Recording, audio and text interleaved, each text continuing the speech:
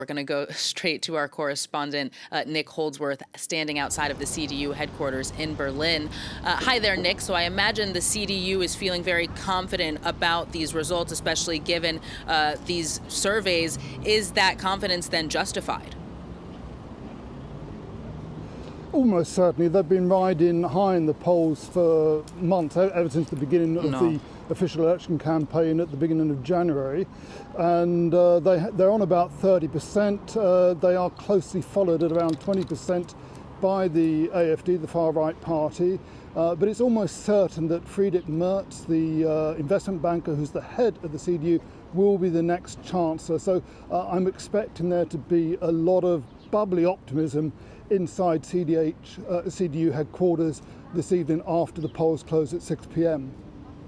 So, Nick, you've been at polling stations as well today. What have voters themselves been saying about their expectations for these elections? Well, there was a steady stream of voters going into my local polling station this morning in Schöneberg in Berlin.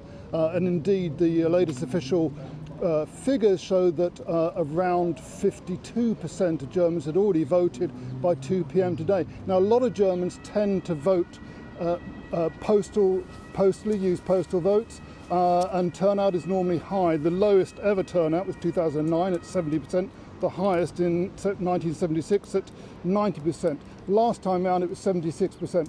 Those figures of 52% by 2 p.m. today suggest that we may have a higher turnout today. Certainly the people I spoke to were feeling an urgent need to vote. 3 or 4 people expressed their opinion.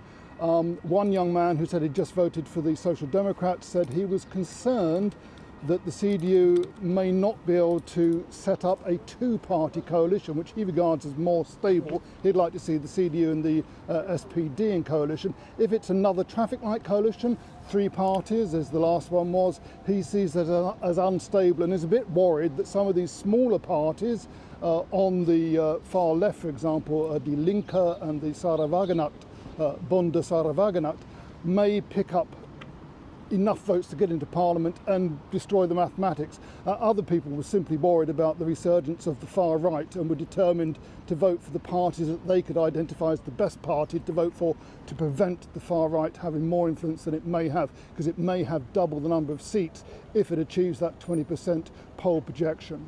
So, Nick, if the AfD does indeed double its support, how is the CDU, the expected winner, set to navigate a possible surge in support? I know that they have said that they will not work with the AfD, but might it affect their policies?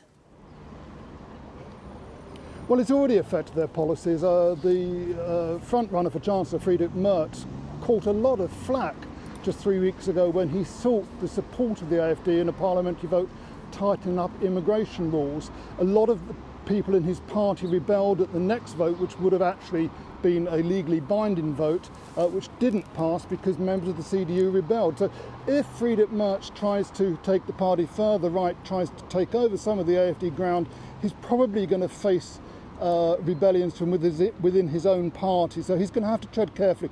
There were mass demonstrations after his use of the support of the AfD with people out, 200,000 in Berlin just a week ago, and I've seen posters around Berlin, CDU posters defaced, and in Germany, Hitler moustaches put on photos of Friedrich Merz on his posters. So people were not at all happy about that lurch to the right by the head of the CDU.